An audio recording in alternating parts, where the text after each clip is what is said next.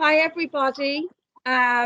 We are all here today in virtual reality via Skype, joining the American Syrian Council, who are having a press conference in Haiti today.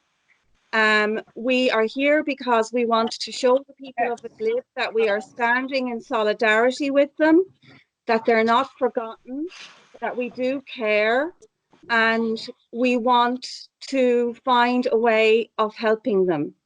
So that's what today's conference is about.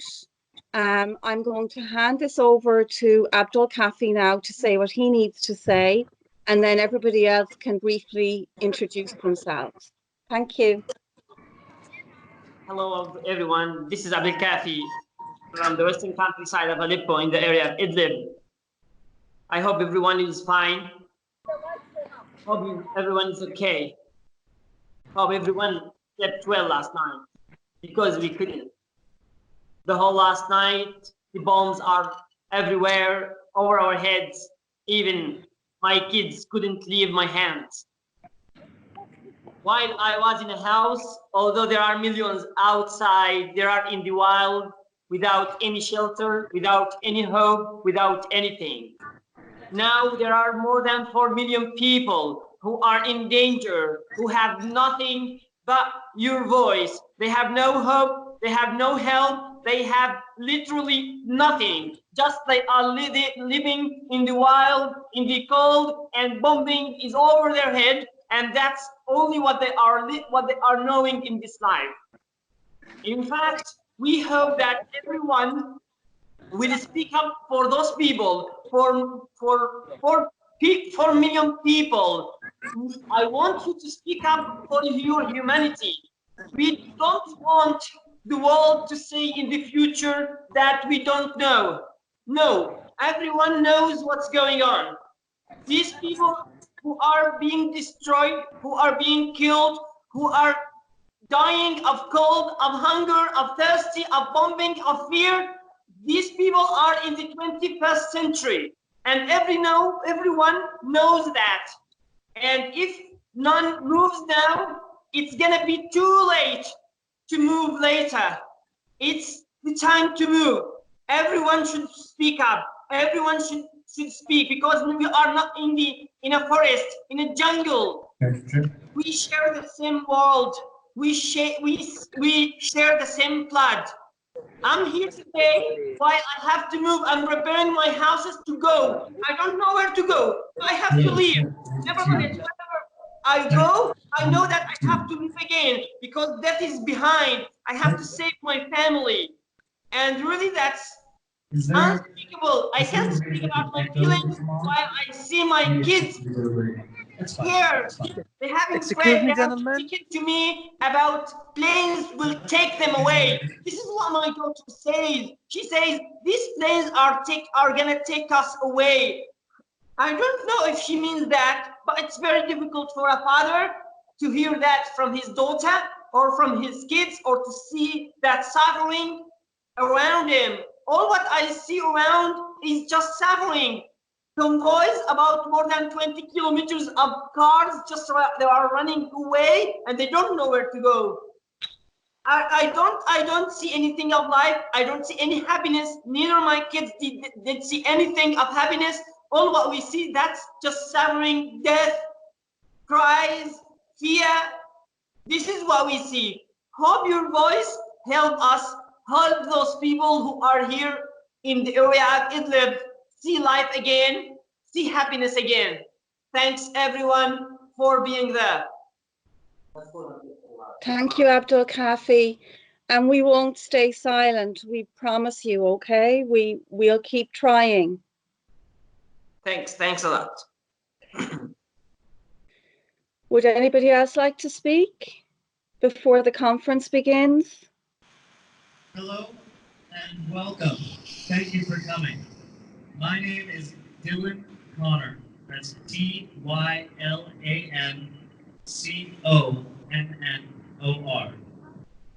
And I'm here proudly to represent a group called Global Solidarity with Idlib. People from around the world who care about what's happening in Idlib today. And today, we are right near the border. Right behind us is the main road to Bab al-Hawa, where the entrance is to Syria. And we can hear the bombs in the background today. Today, we have a crisis of incomprehensible magnitude. You cannot begin to understand the suffering that is happening right across that border.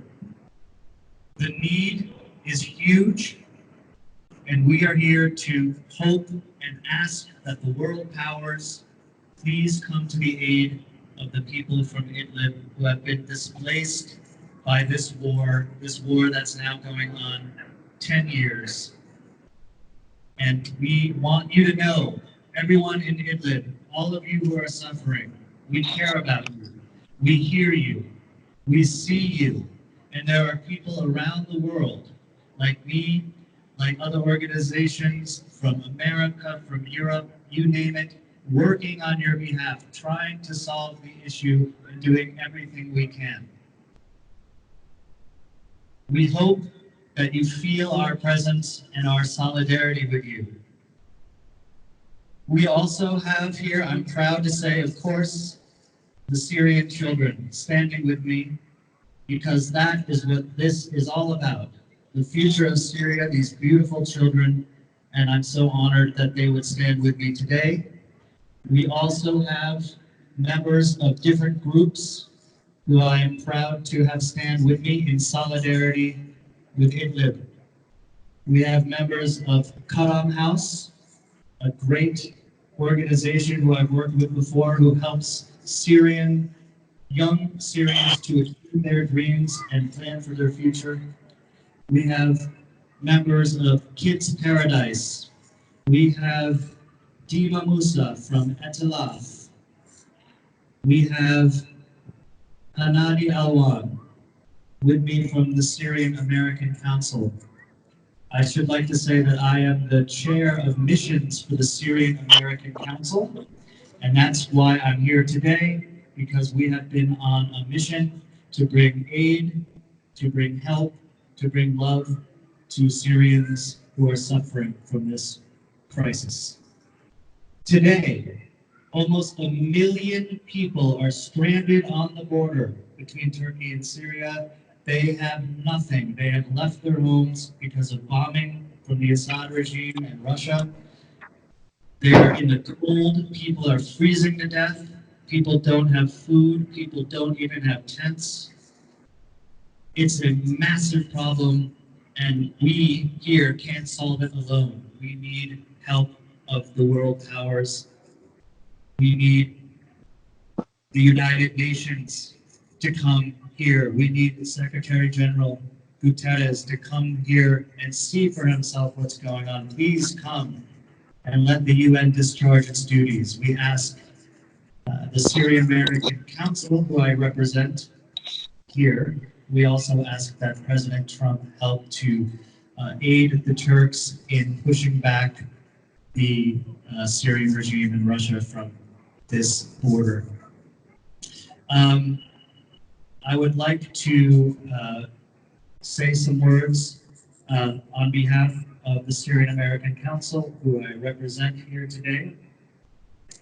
Approximately 700,000 Syrians have fled toward the Turkish border since December, as the Assad regime, backed by Russia, has intensified attacks on civilian areas. The Syrian American Council calls on the United States to uphold its responsibility to its NATO ally and to work with Turkey to protect civilians in Idlib. As the Russian-backed Assad regime has made advances in Idlib, the last opposition stronghold, its brutality has only increased. Since the beginning of the year, the regime continues to destroy villages one by one, and has recently been discovered to be desecrating graves of opposition fighters, even photographing themselves with skulls of revolution soldiers. The violation of the ceasefire in Idlib has left millions of lives in Idlib hanging in the balance. Civilians who fled the advances of the regime are stranded along the border with inadequate shelter, as I mentioned before, in freezing conditions. The Syrian American Council, and I would like to specify, there are members of our group here who are not political. They are NGOs. They do not have a political stance, so I do not want to put that on them. I'm speaking now from the Syrian American Council point of view. We advocate for political change in America for the Syrian cause. We urge the U.S. administration and NATO to work with our ally Turkey to protect civilians in Idlib from Syrian, Iranian, and Russian forces and restore humanitarian access and a lasting ceasefire in line with UNSCR 2254. The escalating tension between Turkey and the Assad regime in northwest Syria province of Idlib have erupted into escalated violence with the deaths of more than a dozen Turkish soldiers in attacks by pro-regime forces. Civilian protection is the priority. I'll say it again, civilian protection is our priority. It cannot simply be a talking point. It must be backed by robust action by the US, Turkey, the UN, and other international stakeholders. The Syrian people are being subjected to indescribable pain, suffering, largely as a result of the ongoing targeting. Just yesterday, I met with families of people who have been maimed by the bombs of Assad, by the bullets, by the rockets, people who've lost both of their legs and are trying to raise a family. I met a young girl, Yasmin. Her eye was destroyed in a bomb. She has wounds on many parts of her body. How horrible that a young woman should have to have this happen to them. I met a man yesterday who has lost both of his legs. I met a man yesterday who had lost his leg and been shot in the head. People are living a life that shouldn't have to be this way, and we are here for you. We are here to say that we are with you and that we know that that shouldn't happen in the world. You should not have to raise your family in a one-room house. You should not have to live with these wounds that came from this war. Members of the U.S. Congressional Syria Caucus should send a draft letter to President Trump calling for the protection of civilians in Syria. As the regime and its allies escalate their attacks, Syria Caucus members should lead a congressional delegation to the White House to meet with Trump and discuss civilian protection options. The U.S. should partner with Turkey to provide all possible support to protect civilians in Idlib and Aleppo governance from the regime and its allies.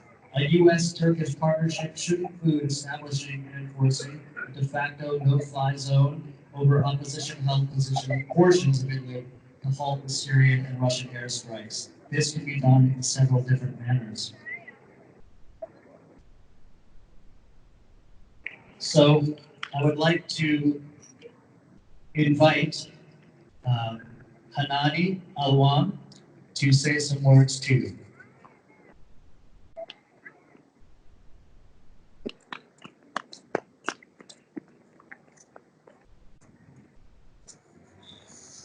I'd like to ask the world if they can ask what is what's the things that Syrians did to deserve all this killing and the displacement. If we can answer this question, we will know and then we will find the answer. 10 years of killing, of shelling, of displacement, of imprisoning our young men and women. We have no idea why the world doing this to us. That's a price that we are paying just for asking, first of all, for democracy, and now we are asking for liberation. In the beginning, we came out against dictatorship. We wanted democracy like all countries around the world. And today, we are facing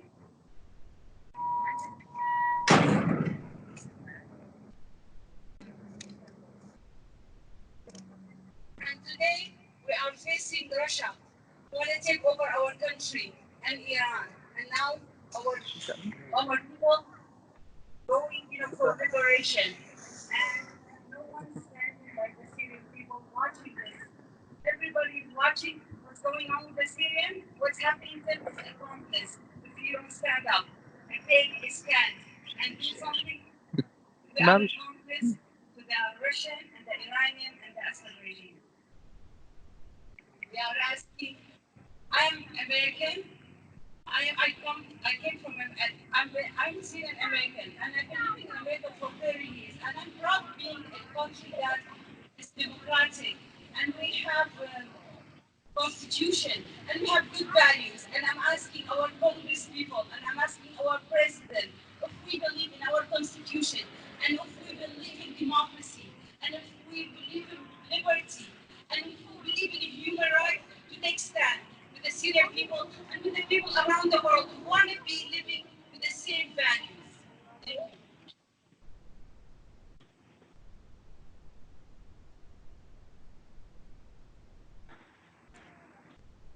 Thank you, Hanadi.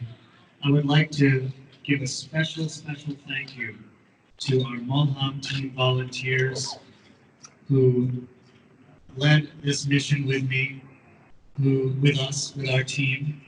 They have been wonderful.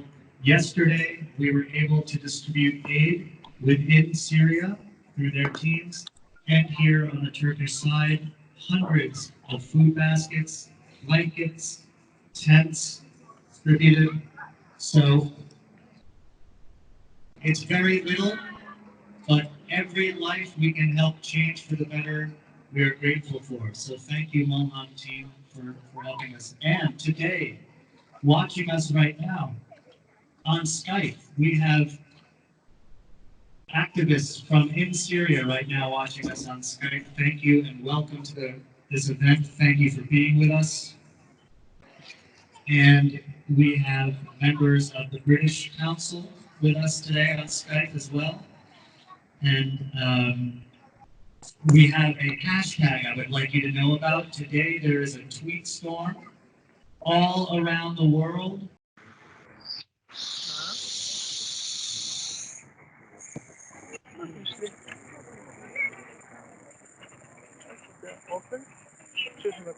Yasmin Baladi. Yasmin Baladi. Simple. And Yasmin Baladi.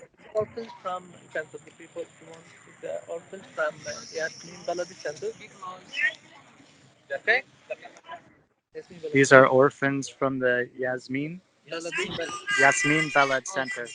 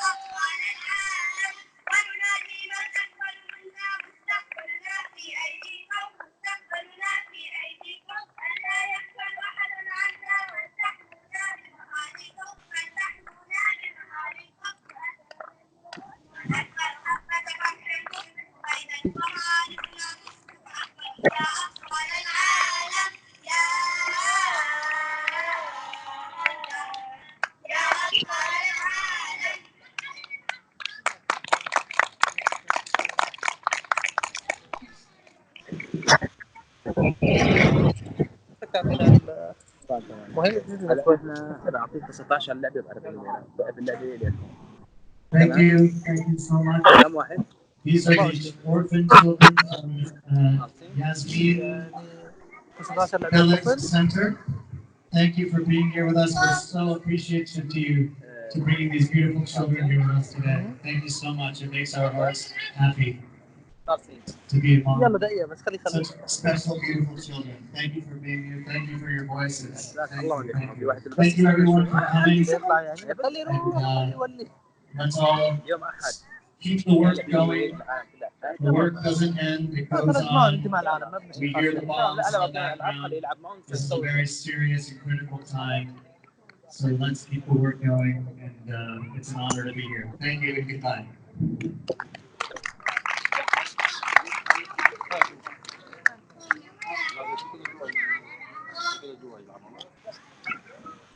Dylan? Children will go to play inside and we will distribute toys for them. Okay? Hey guys. Hi. I had a power cut, so we lost a few minutes, but we got your speech and we got most of the other woman's speech, and we got a message from Abdul Kafi. So I think if we'll all just leave a message now on the video recording and we'll end it. Is that okay? Yeah. Just want to let you know the children are going inside to play at the fun park here, and they're going to have toys distributed to them. Oh, that's wonderful. Thank you. Thanks a million. Thank you for joining us. It was Thanks for having nerve-wracking us. experience. I hope we got the message across. I hope so. I hope so. Thank you. Talk later. Okay, bye-bye. Bye-bye. Thank you. Thank you. So, sorry that I lost you guys there. I want to be able to put this video up, and seeing as it's about us all standing in solidarity with Idlib, I just want to give everybody the opportunity to say a few words themselves before we end the recording. Is that okay? Yep. Yeah? So who'd like to go first? Maybe we can go first. Yes. So first, thank you for having us today in this event. And similar to all Syrian and international organizations across the world, we are trying our best to stand in solidarity with the people of Idlib and the people of Northwest Syria. The Syrian British Council has been doing a lot of lobbying and advocacy activities in the UK in coordination with other organizations in Europe and the US to try to speak up about the suffering, about the catastrophe that's happening now, taking place in Idlib, in the northwest of Syria. So we few days ago we sent an open letter to our Prime Minister Boris Johnson, asking the UK government to step up and to work with their allies in partnership with Turkey to protect civilians in Idlib. And we proposed different options that the UK government can engage with in terms of civilian protection in Idlib. Some of these options included enforcement of no-fly zone over Idlib governorate, the last stronghold of oppositions, but at the same time the last resort for civilians who fled the persecution and the atrocities of Assad regime.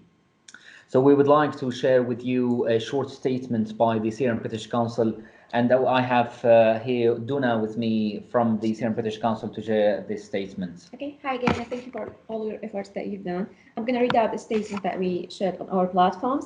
So since last December, the Syrian regime and its allies have been attacking the last opposition strongholds in northwestern Syria.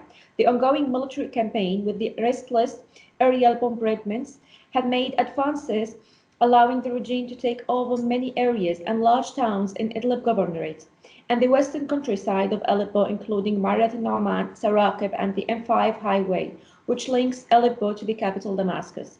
Recently, some Turkish observation points, which were established based on the Asatana de-escalation agreement between and Russia, were hit by the Assad regime, causing casualties among the Turkish soldiers. As a result, Turkey has been sending more reinforcements to Idlib, and the tension is on the rise. The campaign has resulted, until now, in more than 2,500 casualties and many more injuries. About 600,000 people were forcibly displaced out of their homes under the worst humanitarian conditions. These figures are likely to explode should the regime attack Idlib city, a home of nearly 1 million population. Displaced population have been moving to the north, gathered near the shut border with Turkey. The nearly 3.5 million residents of northwest Syria who oppose the Syrian regime fear a fate of being killed, detained, and tortured should the Assad regime regain the control, and thus might have no option, but to flee the country. Many of those people were fled from other parts of Syria, including Aleppo, Eastern Ghouta, and Daraa.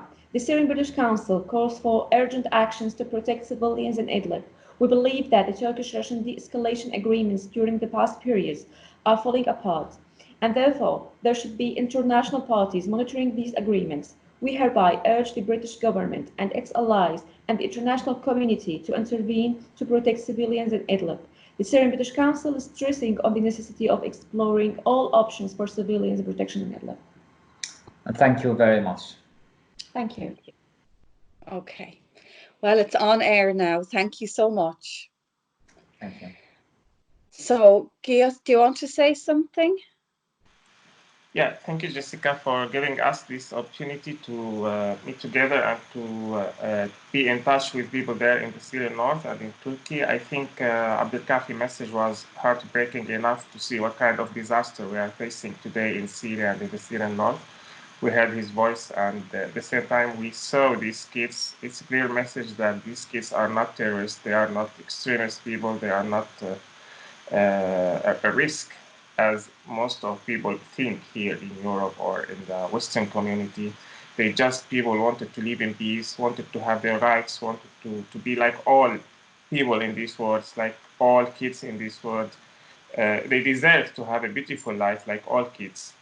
And we saw them, we saw what kind of people are they. They just want to have a moment of happiness, which is maybe, as we see, it's very difficult to have today in this situation in the Syrian north. I hope this meeting will be like a good chance to deliver their voices and to show the world what are we having, what are we facing as Syrians in the Syrian north. Maybe we are safe here in Europe today, but those people are not. We should think about them. We should deliver their voice and their deliver this humanity, this message of humanity. Sorry, and that's everything I want to say. And thank you again for everything. Thank you, Abdul Hakim and Donna, and thank you, Prof, for joining us. Prof Fiona, I will pass the word to Fiona now. Okay, well, thank you very much, everybody, for giving me this opportunity to take part in this morning's conference. What I'd like to say from Italy, working in Italy, is that I want to just express my solidarity. That's why I'm here, it's an expression of solidarity. And with my contacts with Syrians in Italy, how I'm trying to play my part, but I'd like to do more to help us to sing out. We heard those children singing out, but unfortunately this voice hasn't been heard by most people, just by a small group. We need to sing louder, and I hope that I can do something to help with this, working with Guy and his the amazing work that he's doing here in Italy and other Syrians that I'm in contact with here. So thank you all very much for this opportunity. Thank you, Fiona. I want to just add a couple of things as well before we end. I think that one thing that message I would like to get across is that Syria is a member of the UN. It's a signed member since 1945. And even if you just read the first paragraph of the Convention for the Rights of the Children, Assad has violated every single one of them utterly and completely. And the same goes for the Human Rights Declaration. It is just unbelievable. If you read down through the declaration, you will see that every single one of them has been violated by Assad. And not just since 2011, not just since the revolution broke out, but for decades beforehand. And what I would really like to know is why the UN didn't do something before things even got to the point of the revolution. In fact, it even says in the Human Rights Declaration that no group of humans should be forced to have to revolt against any kind of regime. It says it in the declaration. They shouldn't be forced to have to do this. So the revolution never should have even had to happen. The UN and other powers should have stepped in many decades before the revolution even began. And to think that we're now at the point where 3.5 million people's lives, 1.5 million of them roughly are children, are faced with this reality of nowhere to go, borders being closed. And what I really think has to happen now, if it goes into a state of emergency, is the borders have to be opened. Those people have to be able to get out. They shouldn't have to. They shouldn't have to get out. They should be able to live in their own country and to live peacefully. So I really wanted to just add that. I also wanted to say that I've heard Abdul Kafi's words, and I want the world powers to know that there are people out here in Europe and America and other parts of the world that won't remain silent, even if you manage to wipe out all of the Syrian people. We won't remain silent. Generations to come will know what happened. They'll know what you didn't do. They'll know that you didn't listen and you didn't intervene. And there are people that will never stay quiet about this, never. So it's up to the powers that can to act now, but we won't be silent, not now or 10 years from now or 20 years from now. Thank you. That's all I have to I think Professor Helm is still here, right? Or I don't know if she... Yes, I'm sorry, I'm here. Yeah, good. I just wanted to, yes, from Italy too, with Fiona and Geiss, and yeah, express our solidarity and activation to raise awareness of what's happening in Idlib, above all, also amongst people here in Italy and at the university through activities with Geiss and Fiona, and amplify the voices and seek to build more solidarity. Thank you for this press conference. Thank you. Thank you all for being here and for joining and listening in. I hope that something is going to happen. It's great to know that you're all there, and maybe we can coordinate more about this in the future. But thank you, everybody. Thank you very much, Jessica. Thank you. Yes, thank you. Bye all. Bye. Bye. Bye.